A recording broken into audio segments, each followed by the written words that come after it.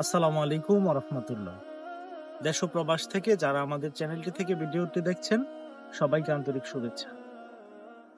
আসলে দেখা যায় মহতারাম, যেমন পানিতে মাছ থাকে, আসলে আমরা কিন্তু জানি না যে কতটুকু মাছ আছে, বা যে কিনবে সেও জানে না, আনুমানিকের উপর আসলে কিনে।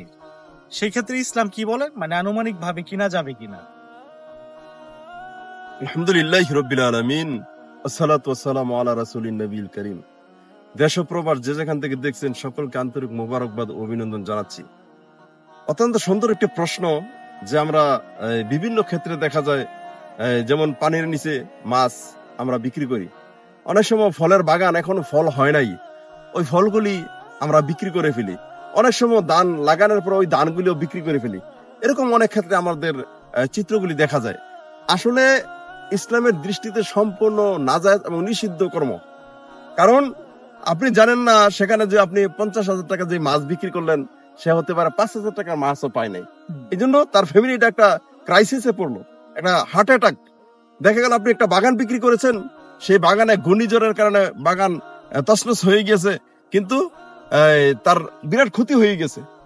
অনেক ক্ষেত্রে দেখা যায় এই সমস্ত কর্ম করতে গিয়া মানুষের যুদ্ধ হয়, বিগ্রহ হয়, মানুষ মারামারি করে, কাটাকাটি করে। কারণ মনে করে যে ক্ষতি কিছু সাধন করবে, ক্ষতি কিছু রিটার্ন দিবে, সে দেয় না, যার ফলে এই সমস্যার সৃষ্টি হয়। এই জন্য ইসলামে যেখানেই সমস্যার সৃষ্টি হয়, এগুলি অবশ্যই ইসলামে নিষিদ্ধ কর্ম। আমরা মুসলমান, আমরা আল্লাহ পাকে বেশি ভালোবাসি, সুশৃঙ্খল ভাবে দুনিয়াতে অবস্থান করতে চাই। আল্লাহ পাক যেভাবে, রাসূল করিম সাল্লাল্লাহু আলাইহি ওয়াসাল্লাম আমাদেরকে যেভাবে পথের দিশা দেখিয়েছেন, অবশ্যই আমরা যদি ওইখানে থাকি, আল্লাহ আমাদের শান্তি দিবেন, আল্লাহ আমাদেরকে বরকত দিবেন, অগণিত রহমত বরকত অবশ্যই আল্লাহ পাক আমাদেরকে আকাশ থেকে নাজিল করবেন। আসেন, আল্লাহ পাকের বিধানটাই আমরা শুধু মানি, শয়তানের কোনো পদস্খলন ঘটিয়ে দুনিয়াটা উচ্ছৃঙ্খল না করি। আল্লাহ পাক আমাদের সকলকে সঠিক বুঝদান করুক। ওমা তৌফিক ইল্লা বিল্লাহ। আসসালামু আলাইকুম ওয়া রাহমাতুল্লাহি ওয়া বারাকাতুহু।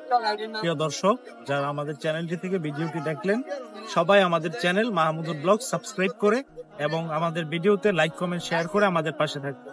আল্লাহ হাফেজ। আসসালামু আলাইকুম ওয়া রাহমাতুল্লাহ।